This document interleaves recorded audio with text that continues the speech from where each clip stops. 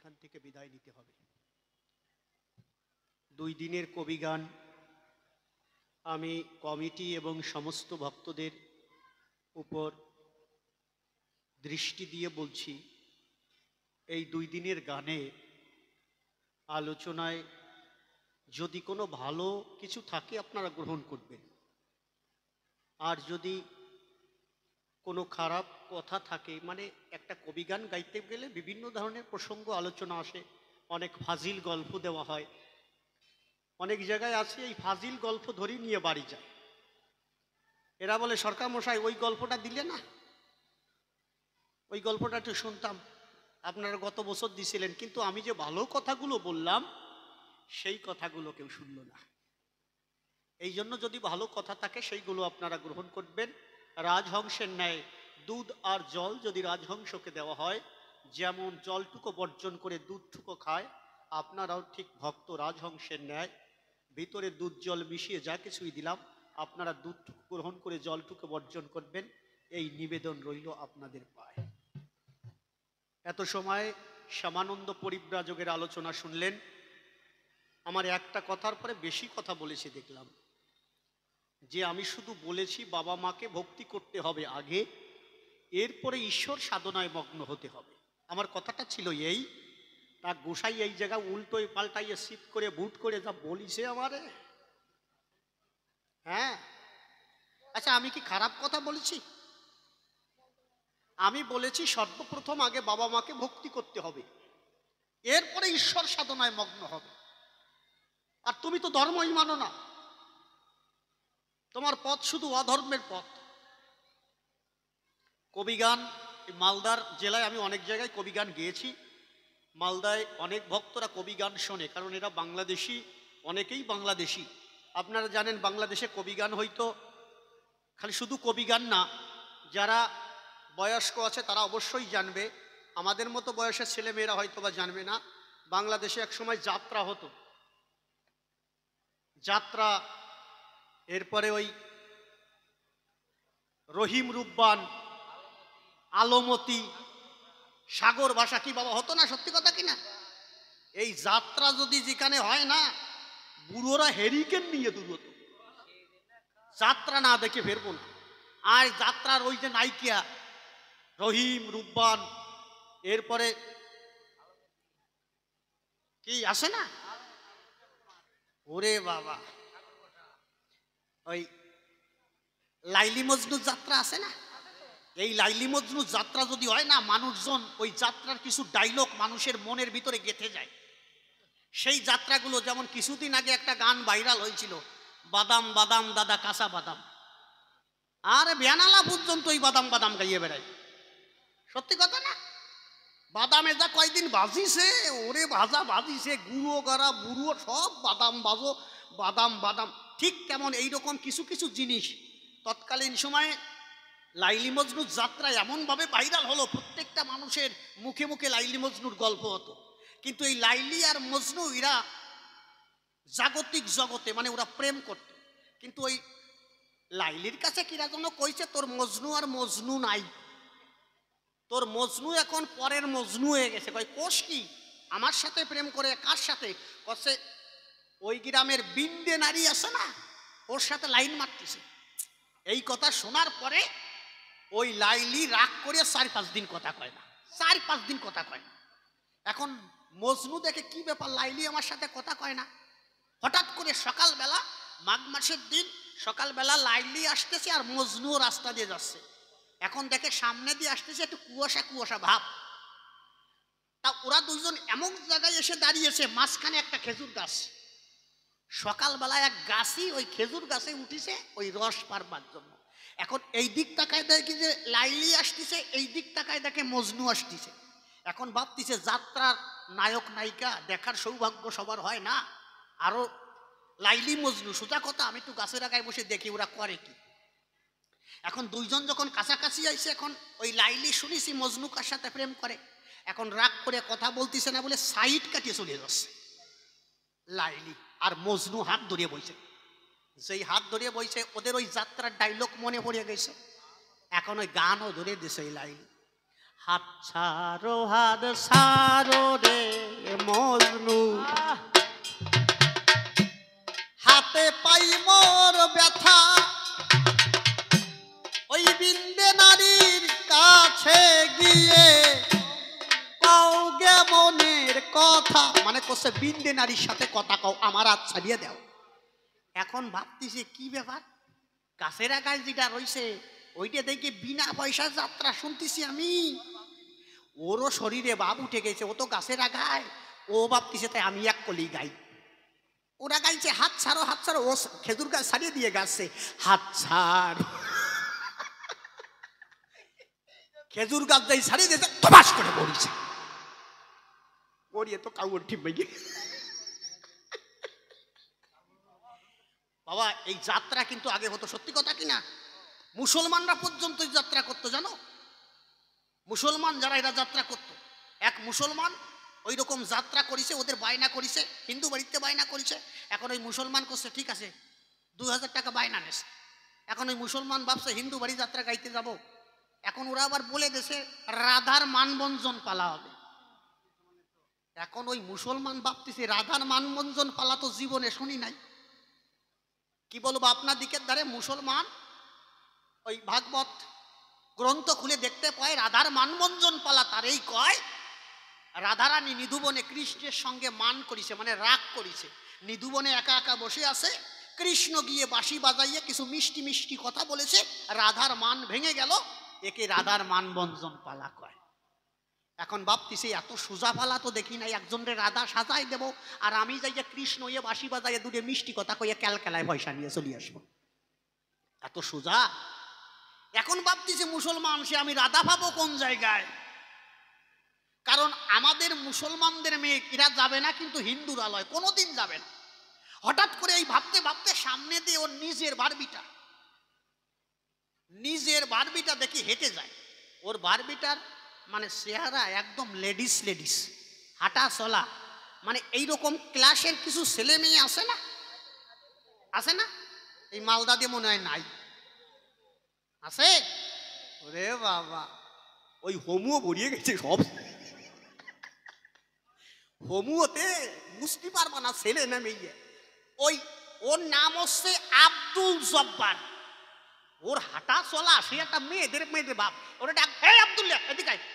ও চাচা ডাক দিয়েছে, কে সে চাচা? বলছে যাত্রা করতে হবে। ওরা একটু মেয়ে মেয়ে দেখায়, ভাবছে এরে দিয়েই কাজ হবে না। কচ্ছে যাত্রা করতে হবে। কচ্ছে চাচা আমার দ্বারাই সম্ভব না, আমি পারবো না, আমি ওই হিন্দুর বাড়ি যে যাত্রা করতে পারবো না। কয় কি তোর কিচ্ছু বলতে হবে না, চুপ করে বসে থাকবি, টাকা নিয়ে চলে আসবি। কচ্ছে এইরকম যাত্রা তো জীবনে দেখি নাই। বলছি মাত্র দুটো কথা বলবি। কি দুটো কথা বলতে পারবি না? কচ্ছে আমাকে শুনে নি, কি কথা? এখন বলছে শোন, তুই হচ্ছিস রাধা, আমি কৃষ্ণ, তুই বসে থাকবি আমার পরে মান করে রাগ করে বসে থাকবি, আমি গিয়ে তোরে দুটো মিষ্টি মিষ্টি কথা বলবো। প্রথমে আমি জিজ্ঞেস করব যে তুমি নিধুবনে একা একা বসে আছো, হে নারী তুমি এত সুন্দরী, এত অপূর্ব সুন্দরী জীবনে দেখি নাই, তোমার নামটা কি? যখন আমি নাম জিজ্ঞেস করব তুই বলবি আমার নাম শ্রীমতী রাধা। কছে এই তো, আর কিছু তো না? বলছে না, খালি বলবি আমার নাম শ্রীমতী রাধা। কছে এইটা পারবো না, কি কও? কছে না না, এখনো 3 মাস সময় আছে, তোরে এই একটা কথা ট্রেন্ডিং দিতে হবে। 3 মাস ধরে ওর চাচা ওই আব্দুল জব্বারে শিখাইছে আমি রাধা।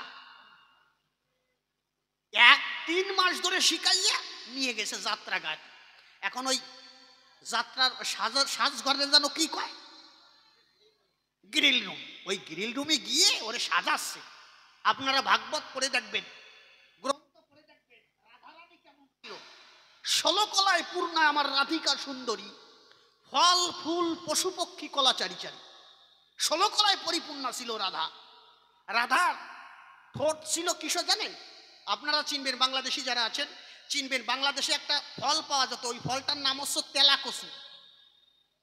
চেনেন না বাবা? তেলাকসু, ওই তেলাকসু পাকলে কেমন লাল হয়, আরে লাল টুকটুকে। ঠিক রাধারানীর ঠোঁটটা ছিল ওই রকম লাল, কিন্তু আব্দুল জব্বারের ঠোঁটটা ওইরকম লাল না, বিড়ি খাইয়া যা করিছে, উমাল বিড়ি খাইয়া যা করিছে। তারপরে কি করিছে, রাধারানীর দন্ত ছিল বেদানা আছে না, বেদানা ভাঙলে কেমন হয়, ভিতরে একদম সুন্দর বীজগুলো সাজানো থাকে, বেদানা মানে দাঁতগুলো ছিল তেমন। আর মোটামুটি যা যা লাগবে, বুঝলে, রাধারানী সাজাতে যা যা লাগবে সব কিছু দিয়ে, মেকআপ দিয়ে, মাথায় একটা চূড়া দিয়ে এমন ভাবে সাজাইছে, এমনি মেয়ে মানুষের মতো দেখতে, এমন ভাবে সাজাইছে। ওরে সাজাই যে আয়নার সামনে নেছে, ও নিজের দিক তাকাচ্ছে, কি রে আমি কি রাধা না আব্দুল জব্বার, ও নিজেই চিনতে পারতেছে না, এমন সুন্দর সাজাইছে। ও যে আব্দুল জব্বার নিজে ও বুঝতে পারতেছে না, ও ভাবছে শ্রীমতী রাধা। আমার মতো এত সুন্দর সাজ আমি তো জীবনে পাই নাই, আমার তো কেউ চিনতে পারবে না। ওরে নিয়ে কমিটিরই বলছে, ভাই শ্রোতাদের মধ্যে নিয়ে না, পাঁচটে নিয়ে উঠাও, পাঁচটে নিয়ে ওই মঞ্চে উঠোই দিয়েছে। ওর চাচা কইছে চুপ করে বসে থাকতি, ও তো আব্দুল জব্বার যাইয়া বসে রয়েছে। ওর চাচা মোটামুটি আর কৃষ্ণের মতো সাজিয়া একটা পেঁপের ডোকা দিয়ে বাঁশি বানাইয়া এই তুতুর তুতুর করতে করতে মাল উঠে গেছে। উঠে যেয়ে এখন ডাইলগ দিচ্ছে, যাত্রার ডাইলগ, বোঝো না? কে নারী কে, তুমি অপূর্ব সুন্দরী, এই নিধুবনে একা একা বসে আছো। হে নারী, তোমার মতো এমন অপূর্ব সুন্দরী নারী আজ পর্যন্ত কিন্তু দেখি নাই। নারী, সত্য করে দয়া করে তোমার পরিচয়টা আমি তোমার কাছে চাই। যেই পরিচয় চাইছে, এখন ওই আব্দুল ও বাপতিসর বারবিটা ভাবতেছে, আমার চাচা মনে হয় আমার ঠিক পাই নেই, আমারে আমি তাই ঠিক পাচ্ছি না, আমার চাচা ঠিক পাই নাকি। এখন ওই আব্দুল্লে করছে, ও চাচা ঠিক পাচ্ছ না, আমি আব্দুল্লিয়া। ওর চাচার চোখ বলের মতো হয়ে গেছে, কয় কি এ মরছি তো, এদিক ওদিক তাকাচ্ছে। কমিটি শুনিছে নাকি? কমিটি যদি শোনে আব্দুল জব্বার, তাহলে তো বাস নিয়ে দেবে রে। কিন্তু ওর চাচা হচ্ছে পুরনো প্লেয়ার, সিন মার্ডার করা যাবে না, কেউ শুনি নাই। এখন ওর চাচা আবার ডাইলগ দুড়িছে, না না না না রে, আমি বিশ্বাস করি না, তুমি চলো না বই। আরে তোমারে আমি 3 মাস ধরে খুঁজতেছি, তার মানে 3 মাস ধরে তোরে আমি কি বুঝলাম? 3 মাস ধরে কি বুঝলাম আর কোষ কি? হে নারী, তোমাকে আমি 3 মাস ধরে খুঁজে মরি, খুঁজতে খুঁজতে এখানে এসে পাই। নারী, অন্তত এবার সত্য করে জবাবটা দিয়ে আমার এই জায়গার থেকে বাঁচায় নেওয়া চাই। আবার ডাইলগ দিচ্ছে, না নারী না, আমি বিশ্বাস করি না তোমার কথা, কিন্তু তুমি যে একা একা বসে আছো নিধুবনে, তোমাকে আমি 3 মাস ধরে খুঁজে মরি, এবার সত্য কথা প্রকাশ করি, সত্য করে তোমার পরিচয়টা দেবে। দয়া করে, তোমার মতো সুন্দরী নারী আজ পর্যন্ত দেখি নাই, দয়া করে তোমার সত্য পরিচয়টা আমি চাই। এবার ওইটি দাঁড়ায় করছে, চাচা আল্লাহর কিরি আমি আব্দুল জব্বার। কমিটি বাস নিয়ে আইছে, এই রাধার মানবঞ্জন ফালায়, এর ভিতরে আব্দুল জব্বার ঢুকলো কি করে? আগে তোরা দুইজন তাই কর। এই জন্য শ্যামানন্দ, তুমি এর ভিতর বাদাইয়া না দুর্গন্ধ। আপনারা চরণ ধরে করিমারা, অনেক রাত হয়ে গেছে, আমি একটা গান গাই, আজ আমাদের মিলন হবে, গানের পরে আমরা সুন্দর মিলন করিব। হ্যাঁ, সবাই একসঙ্গে আমরা মিলন করবো। দাও বাড়ি দাও, হ্যাঁ হ্যাঁ।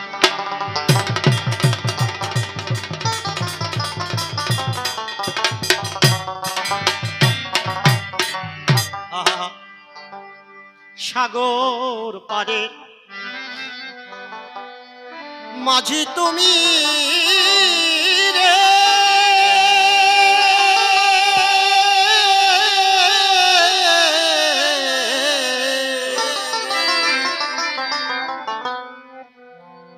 হারে মাঝি চলেছে কোন দেশে,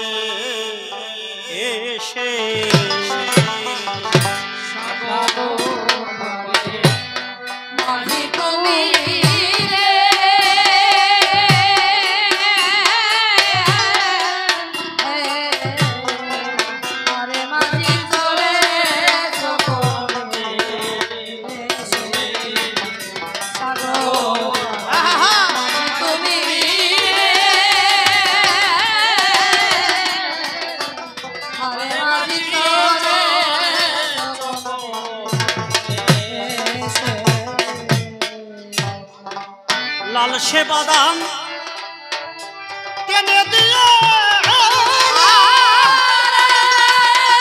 উলুধ্বনি হরিধ্বনি, জয় জয় রাধা কৃষ্ণ প্রীতি প্রেমানন্দে, হরি হরি হরি বল।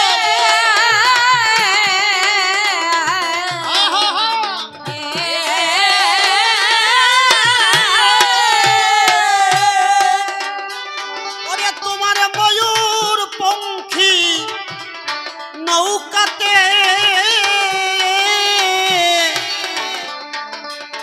ধরা হাইলের কাটারে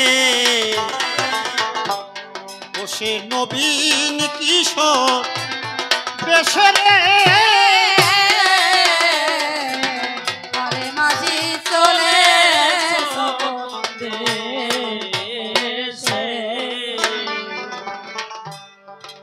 ও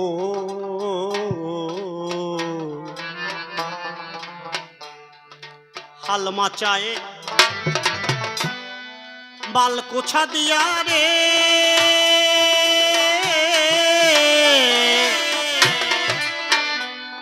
কোছা দিয়া রে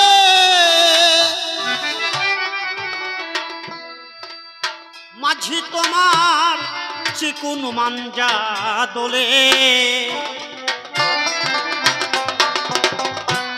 আর খোলা হাওয়ায় দোলা দোলা দিল রে মাঝি তোমার মাথার বাবরি চুলে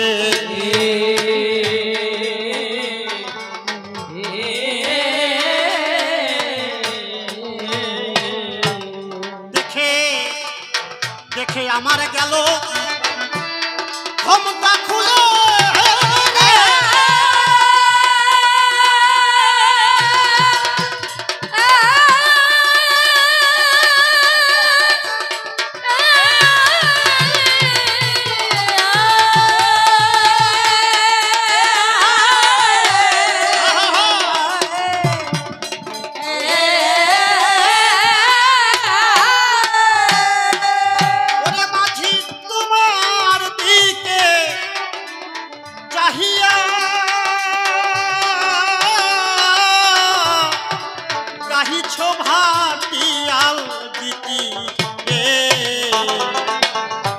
তুমি কারে ভালো বেশে রে মাঝি চলে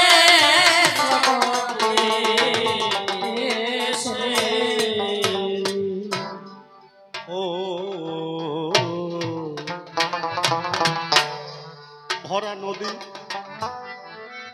ভরা নদীর কোণের জোয়ার রে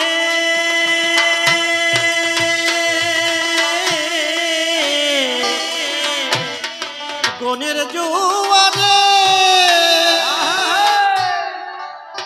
কোণের জোয়ার ছাড়ে না তো কেউ তেমনি আমার ব্যাকুল ব্যাকুল মনে রে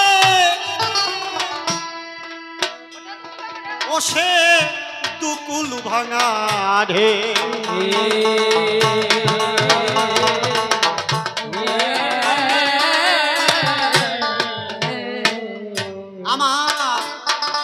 আমার মনের ব্যথা বোঝে না তো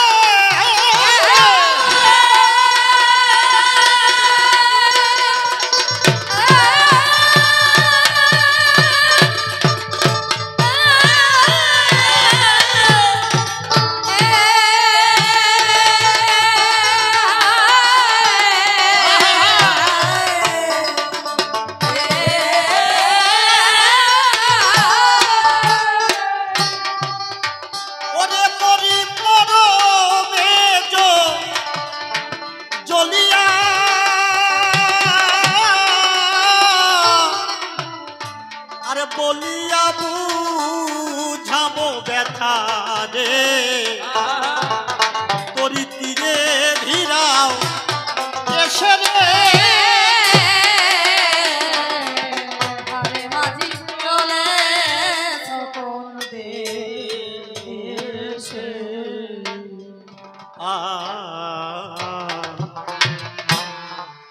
সকলে সকলে পিপাসা মিটায় রে ও নদী রে ও নদী নদী তোমার ওই না নদীর জলে তবু কি পিপাসা বুকে বুকে নিয়ে রে ওই নদী সাগর মুখে চলে।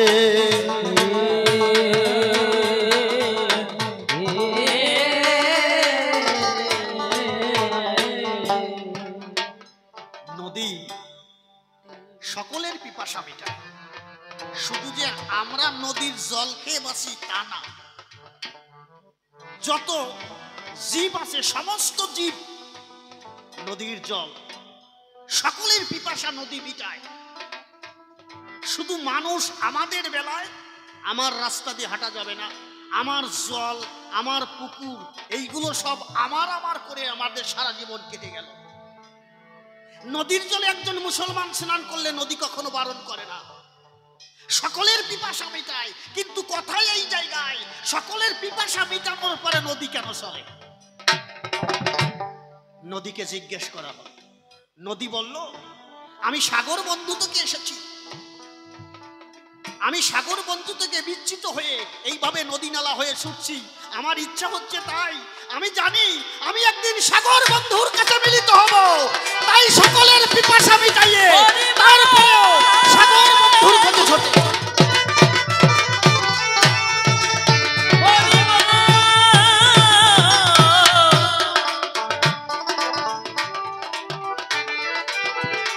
আমাদের মানব জীবনটাই, আপনি মা, আপনি বাবা, আপনার সন্তানের পিপাসা মিটাতে হবে, আপনার স্ত্রীর পিপাসা মিটাতে হবে, আপনার বাবার পিপাসা মিটাতে হবে, আপনার প্রতিবেশীর পিপাসা মিটাতে হবে, সবার পিপাসা মিটাবেন।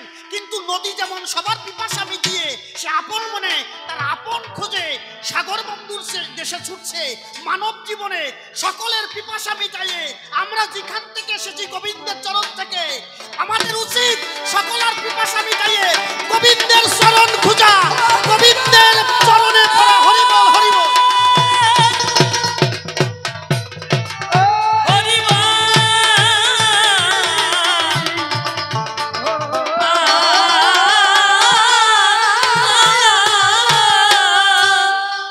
এই জন্য পাগল বিজয় সরকার তার ভাবের ভিতরে গাইলেন, সকলে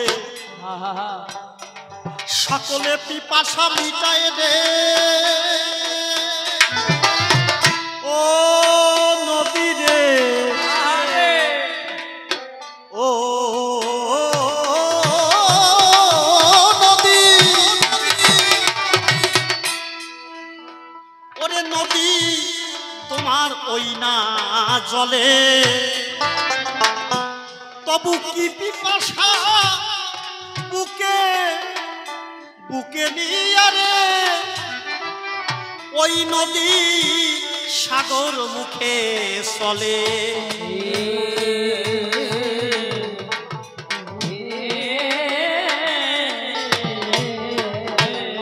ও তার কুলের আঘাত দিয়া বলে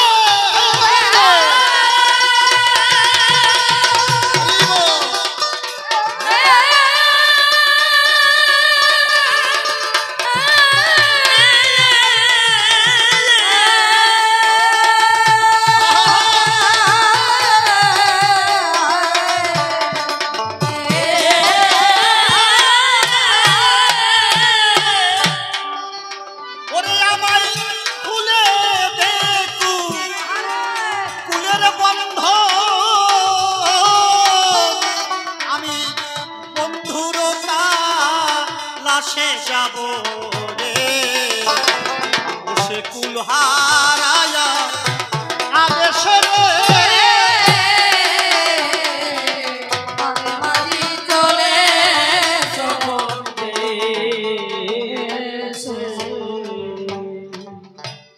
ও নদী রে। পাগল বিজয় কয় দরদি মাঝি রে ও নদী, দরদি মাঝি রে তুমি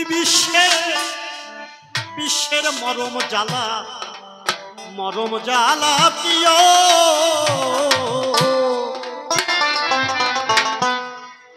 ইশারায়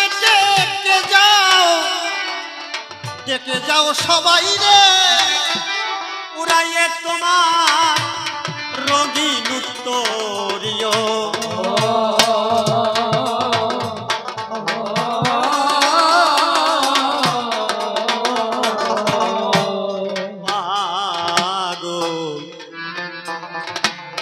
বিজয়বাবু বলছেন রঙিন উত্তরীয় উড়াইয়ে একদিন তোমাকে ইশারা দেবে ঈশ্বর। কি ইশারা দেবে যে বন্ধু তোমার আর বেশি দিন সময় নাই, বেশি দিন তোমার সময় নাই। আমরা ছোটবেলায় পুতুল খেলেছি না, আমরা পুতুল খেলেছি, মাটি দিয়ে ভাত তৈরি করতাম, লতা পাতা কেটে কেটে আমরা সবজি রান্না করতাম, ছোটবেলায় খেলেছি। আমরা পুতুল খেলার নয় পুতুল খেলছি। আমাদের ইশারা দিয়েছে, প্রথম ইশারা দিয়েছে তোমার আর বেশি সময় নাই, চলে আসো, তুমি অমৃতস্য পুত্র, অমৃতে তোমার স্থান।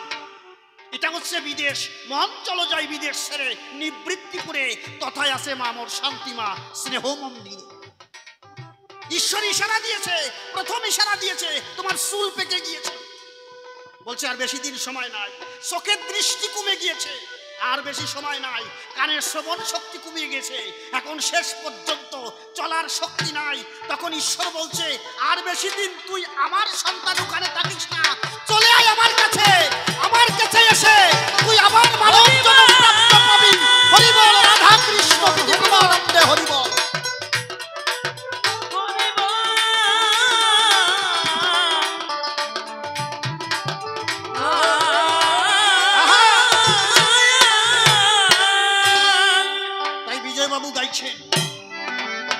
পাগল বিজয় কয়ে, বিজয় কয়ে দরদি মাঝি রে, ও দরদি মাঝি, দরদি মাঝি রে, তুমি বিশ্বের মরম জ্বালা, মরম জ্বালা প্রিয়।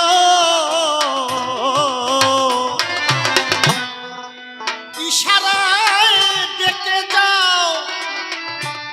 যাও সবাই রে উড়াইয়ে তোমার রঙিন উত্তরীয়।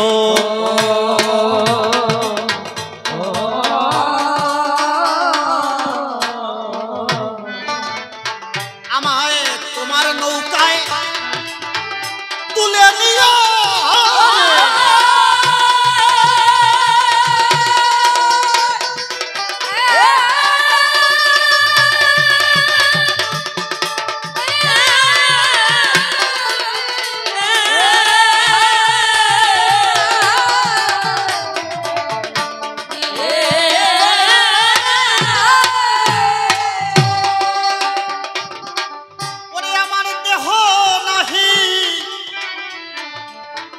সাধে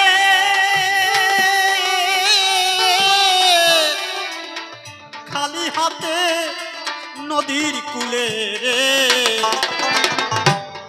ওরে আমি আছি দিনে শেষে রে।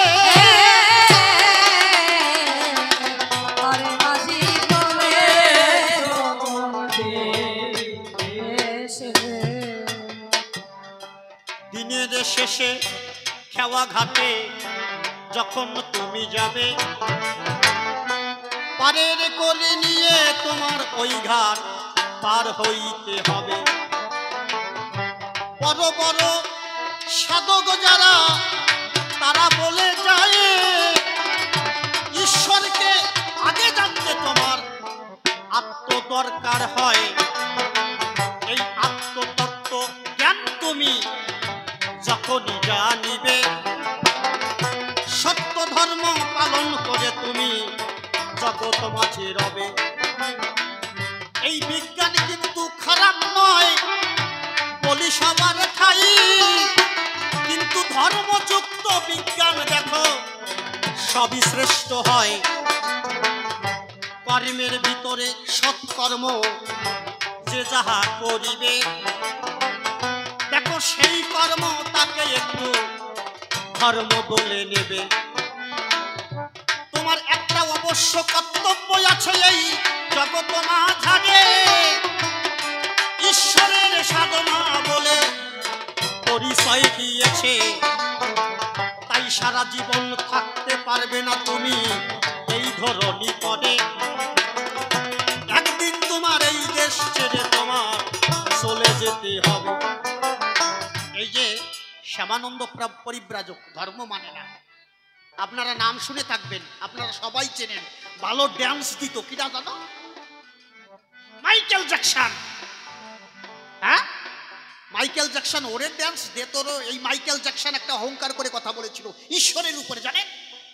এই মাইকেল জ্যাকসন বলেছিল, আমি ঈশ্বর মানি না, আমি ঈশ্বরকে দেখাবো, আমি 150 বছর বেঁচে দেখাবো, 150 বছর।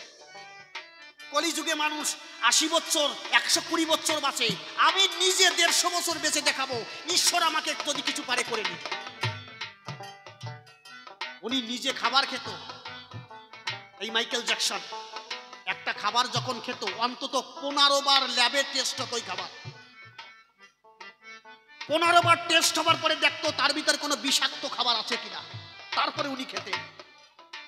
15 থেকে 20 জন ডাক্তার ওনার পিছনে অল টাইম থাকতেন। আর আমাদের মতোই খাটে বিছানায় ঘুমাতেন না, ঘুমাতেন অক্সিজেনের বিছানায়।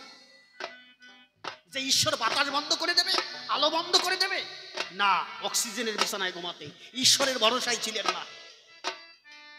উনি প্রতিদিন করে 15টা ইঞ্জেকশন লাগাতো, 15টা ইঞ্জেকশন।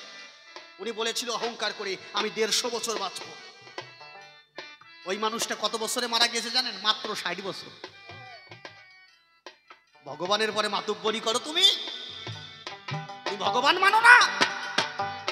60 বছরে পটল তুলিছে। জিজ্ঞেস করা হলো ডাক্তারদের, যে 15 থেকে 20 জন ডাক্তার ছিল, তাদের জিজ্ঞেস করা হলো, বলো ওনার মৃত্যুর কারণ কি? বলছে উনি প্রতিদিন করে 15টা ইঞ্জেকশন লাগাতো। ইঞ্জেকশন দিতে দিতে যদি 15টা ইঞ্জেকশন একদিনে এক দেহে দেওয়া হয়, 15টা মানে প্রতিদিন ইঞ্জেকশন দিতে দিতে, এত বছর ধরে ইঞ্জেকশন দিতে দিতে উনার কোনো জায়গায় সুসের ছিদ্র হতে বাকি নাই। কিন্তু উনি যখন মারা গিয়েছে তখন আমরা বুঝতে পারলাম যে উনি একটা নিদর্শন রেখে গেল, যে ভগবান যদি কাউকে বাঁচিয়ে রাখে তাকে কেউ মারতে পারে না, কিন্তু ভগবান যদি কেউ নিয়ে যায় 15 ডাকান 1 লক্ষ ডাক্তার থাকলেও তার বাঁচাতে পারে। এই জন্য ভগবান জগৎ মাঝে রয়, তাহার লীলা খেলা তোমার মতো বোঝার দরকার হয়।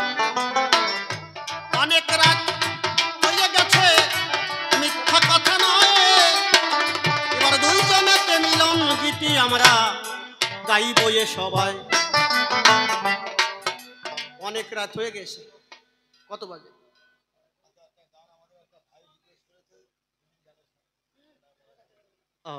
ওনার একটা গান শুনবে?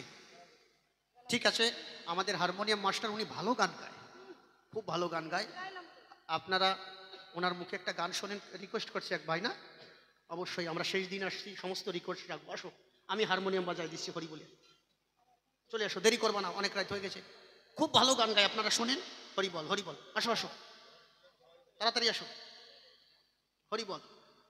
আর আমি আবারও বলছি, আপনারা দুদিনের গানে আপনারা শুনেছেন, আমি একটা অত্যন্ত বালক ছেলে, আমার এখানে বয়োজ্যেষ্ঠ, আমার পিতার সমতুল্য, মায়ের সমতুল্য মারা বাবারা বসে আছে, আশীর্বাদ করবেন।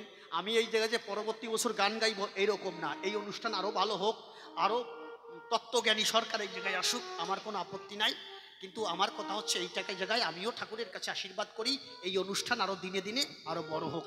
হরি বল, হরি বল, হরি বল।